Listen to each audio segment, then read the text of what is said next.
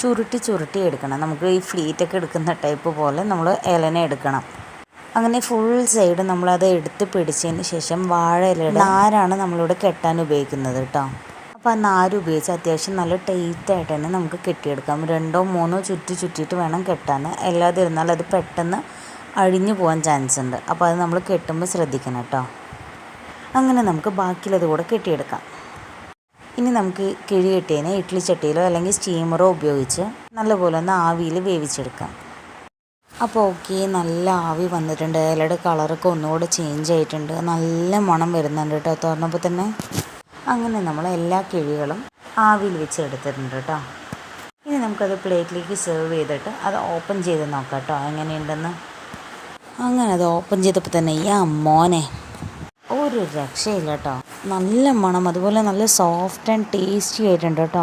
അപ്പോൾ എല്ലാവരും നമ്മുടെ ഈ റെസിപ്പി ട്രൈ ചെയ്ത് നോക്കണേ. അപ്പോൾ വീഡിയോ ഇഷ്ടപ്പെട്ടാൽ ലൈക്ക് ചെയ്യുക, ഷെയർ ചെയ്യുക, സബ്സ്ക്രൈബ് ചെയ്യുക. Thanks for watching.